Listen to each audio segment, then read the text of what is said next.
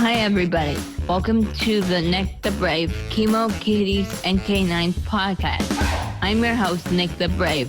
As someone battling cancer, I know how important it is to stay positive in the rough times. This is the only podcast that looks at the heroes behind the scene who help people that need it the most. Hi, everybody. Welcome to the Nick the Brave Chemo Kitties and Canines podcast.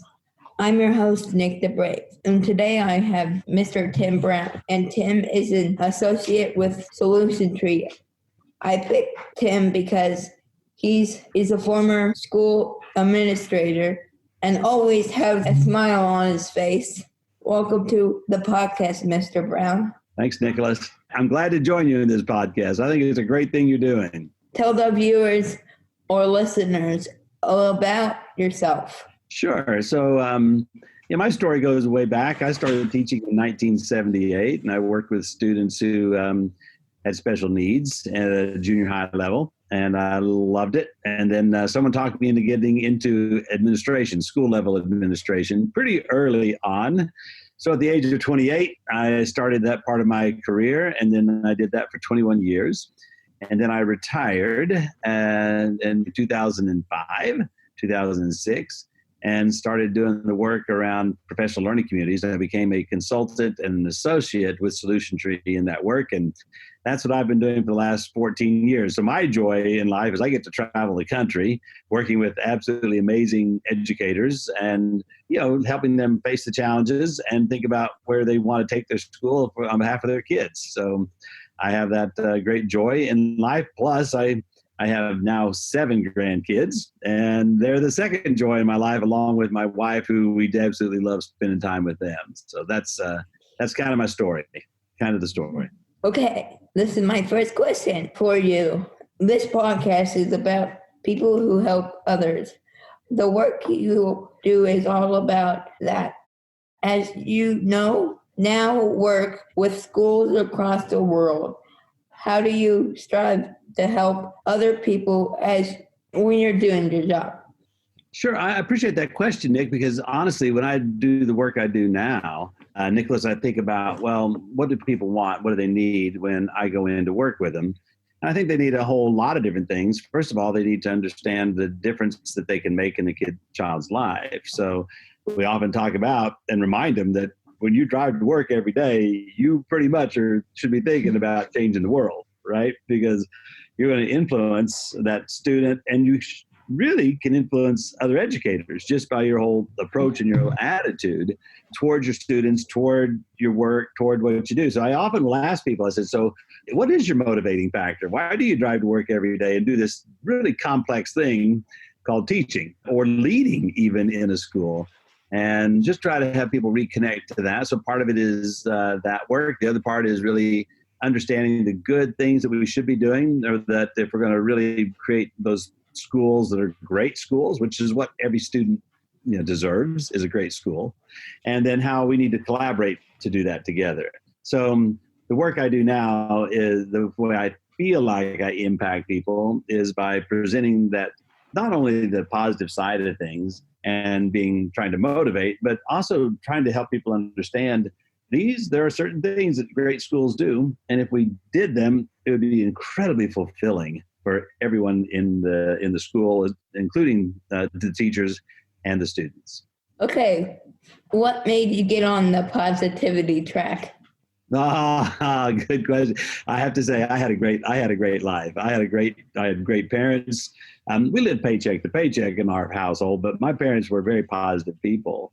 My dad was a pastor. My mom was a special education teacher. So I pretty much had that whole culture around us that said, you're supposed to do something good in life, contribute to the well-being of others. So it was for me really early on that said, this is what life is supposed to be about, and this is what you're supposed to add to your life and to the lives of others. When I chose the field of education, it was to make a difference in the lives of students who had special needs, who had struggled in school. And to create a situation or an environment for them that really believed in them and really felt like we can get you there, even though you might have some struggles.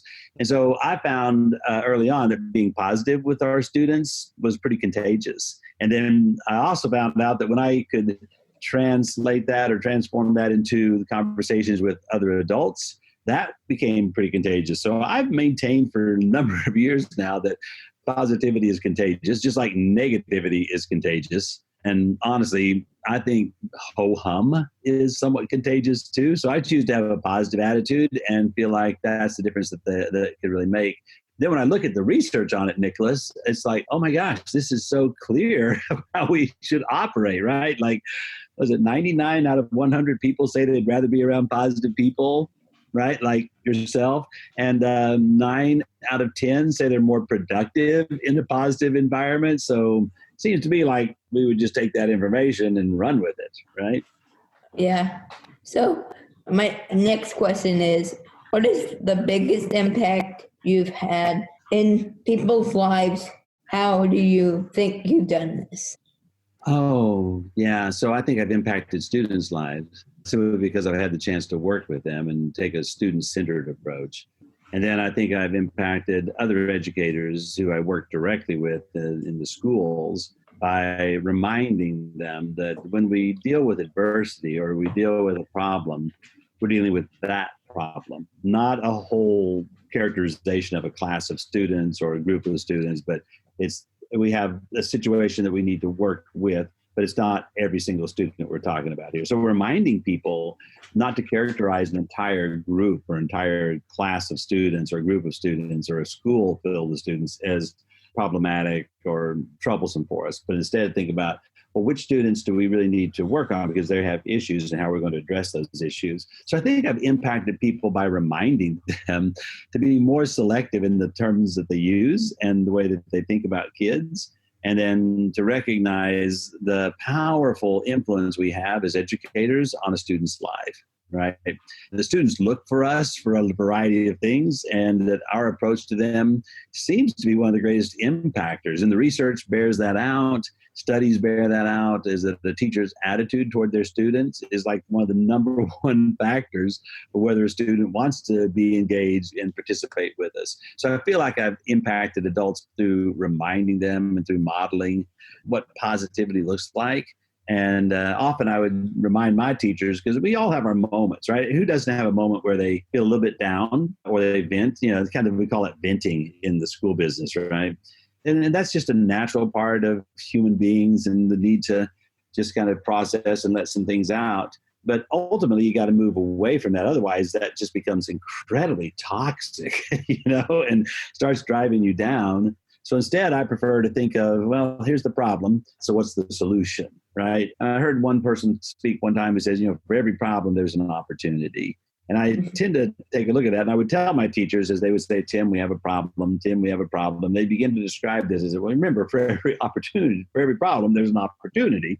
At which point in time, they would start coming to me and say, Tim, we have an opportunity. And I thought, oh, maybe we're making some strides here. This is a good thing, right? That we're thinking about change, not just identifying or complaining about the problem, but instead finding solutions to that. So I think I've helped people with that. Oh, you have so much going on with social media and other things. However, sometimes social media isn't so positive. What do you do to stay positive with the negative people who might be there? That is really a good question, because I've been thinking about that, particularly this time of the year, right? This time of our cycle of voting and trying to choose leaders and just the amount of negative. People feel like it's okay to say negative things about other people. I really struggle that there are people out there that think that is okay, right? That it's okay to hurt somebody's feelings or not to even approach something as if, well, where's that person coming from? So how I deal with it personally is I try to think, what would be an influencer in this person's life? What would be causing them to think of that? So what is it, that old idea that says seek first to understand, then to be understood? So I typically approach it from that standpoint. And that kind of helps me with negativity that's out there. I think, well, if this person is resisting or feels strongly about something, it's because they're coming from an experience, or they're coming from false information, or they're an area where they're not unsure of, and they need to test that. So I don't always think of people as resisting or being negative. I think sometimes they're just unsure. And so I think the way I combat it is, well, let's provide what we know to be true, in evidence-based kind of idea. You have worked with many people in your job, and people are different. Do you ever think about how your positivity brings them together? Yeah, I've had two thoughts on that, actually, Nicholas, because I am a positive person. I choose my weather, and my weather is to be positive, right? I choose to work really hard to be present with other people. I follow what I call, or what people have called, the fish philosophy from the Pike Place Fish Market in Seattle, Washington, that says, people approach their workplace with these four principles. First of all, choose a positive attitude, be present, play, and make somebody's day. If we could just all approach it, from that manner, I think that would be pretty influential. So a lot of people give me feedback that says that has been helpful to them. And you come back to it all the time and you say, let's make a personal commitment. Each person will remind them your approach matters to the people right next to you and the people all around this room. And so for me to try to create that, to deal with that positivity and influence others in that positive way, it's reminding them that their approach matters to others too. And we all have an opportunity to sit together at times and to learn from each other and build on each other's understandings and concepts. So how I think I influence other people is by modeling it. I have a genuine excitement and interest and enthusiasm for the work I do. And I think that comes across to people. And I think when you convey that enthusiasm, it creates an emotional connection with them that's genuine and not false or fake. So I think I do that as a way to engage the folks in my workshops or trainings or audiences that I speak to. Okay. What are the positive things you would like everybody to know about people you have met through your travels? What are some positive things I like for people to know from people I've met through my travels? Yeah. So I've met some people who will tell you straight out that being positive is not easy for them, that they have a more pessimistic, the glass is half full kind of approach to life. And I always find that curious because it's very hard for me to relate to, right? When you're a positive person, Nicholas, like you and me, it's really hard to relate to people who might not feel that, or have that. So I've questioned that and thought there are some people just naturally negative. And I've had people talk to me about that and say, that of the four principles of the workplace, being positive is one of the more difficult things for me to do. And so my thought is, well, how can I influence that? And I think it's through multiple dollops of enthusiasm, multiple dollops and drops in the bucket of that positivity, that when you do that and get people to do that also, like there's a book out there called How Full Is Your Bucket that we read as a staff at Campbell Elementary School, and I still promote let's put drops in each other's buckets. It says when you do something kind for someone else, it fills their bucket, and everybody's got a bucket that they need to fill, right? So when you say something positive that's genuine, or recognizes someone for something they've done, or accentuates those things that are the things that you want to have happening or want to see, I think that fills other people's buckets. And then if you can get other people to do the same thing and start celebrating either other, I think it just begins to kind of create a tumbling effect where pretty soon you've created a culture that's more positive, right? I was in a workshop, or actually it was what they call a convocation one time, and a gentleman was speaking, and all of a sudden he was kind of trying to describe the kind of school that you want. And he started singing that old song, Accentuate the Positive, which not very many people know that old song anymore, but I thought those are great words to live by. Accentuate the positive, eliminate the negative, latch on to the affirmative, and don't mess with Mr. In Between. And I think of those words in my daily life. I sometimes sing that song on the way to work, going, yes, Tim, you've got to remember, if we accentuate the positive, eliminate the negative, latch on to the things that seem to really, really work, and then just decide to be absolutely world gosh, change the world kind of people. It's amazing how far we can take things, right? What are your long-term goals in terms of what you can do for other people? Oh, so can I start with my family, right? Mm-hmm. I mean, because I think everything's got to be personal at some point in time, right? I mean, I do this work around the country and I work with educators who have kids and grandkids and everything else. And I start with my own family and my own grandchildren, the 7 of them. Some of them are in school now. And the thing that I hope people always remember and that I'd like to influence others is to think about creating for your own grandkids that positive experience. I'll ask people all the time, what do you think parents want most for their child when they send them off to school? Since that's, I work in schools. And universally, people say they want them to be safe, they want to be cared for, they want them to be loved. I said, they probably pretty much want you to treat them like they were their own grandkids, right?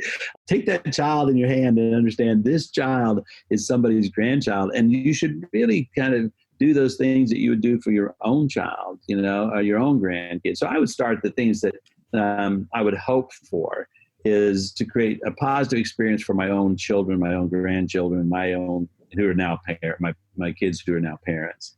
Secondly, I hope that what I can do with the positivity is to create in schools or even with an individual teacher, even more importantly, they'll go school-wide, a way for them to think differently about what we do and the meaningfulness behind it. That when you're driving to work every day, you ought to drive to work with this single thought in your mind that says, oh my gosh, I'm about to change the world, right? I'm going to go into that classroom and I'm going to change the world. A child's life, all of the children in my classroom, their lives are going to be better because of what I do today, right? And so I will tell people all the time, it comes from the book, The Fred Factor, about a postman who wakes up every day intending to change the world just by how he interacts with others. I think this is who we are. This is what we get to do. So the positivity that we can provide for ourselves and to others, and to just put ourselves into that right mindset that says, if we do this really, really well, if we have the right heart about us and the right mind about us, we'll understand that a child's life will change because of what we did. And they'll be smarter at the end of the day than they were at the beginning of the day, which will change their life. And honestly, it'll change another generation beyond theirs. So last question. Who do you think is someone positive that should be on my podcast in the future? You. I know you get to do the interviews, but somebody ought to interview you, Nicholas, and let you to me, it's like, oh my gosh, this guy has faced adversity and he's fought this amazing fight. He continues to fight it. And just as an inspiration, I think, to all of us, right? Then sometimes I watch videos at times and I see people who've overcome difficulties and challenges just simply because they were determined and fought through it. So a particular name, I was just watching a show, Ellen. Okay, that tells you something about me, right? There was a guy on there, a young man on there he was born with some birth defects, just 3 fingers on one hand, 1 finger on another, and he could play the piano like unbelievable. And I can't remember his name. He's been interviewed on Ellen and Steve Harvey and others. And I think, oh, this would be a good guy for your show because he's incredibly, incredibly positive, right? The other one would be Pharrell Williams. See if you can get Pharrell Williams, the guy that did the song Happy. He's a music producer. He's one of the most positive people I've ever heard speak also. And he's so humble in his positivity, but he always gives credit to other people, for what they provided for him and what they've, He says, I had an average life, and yet all these people have influenced me greatly. I don't know if you can get Pharrell Williams on your podcast, but that'd be great, wouldn't it? Reach out. You'd be surprised, maybe. Thank you for being on my podcast. Oh, my pleasure. I was honored to be on your podcast. I really was. This is thepodcastfactory.com.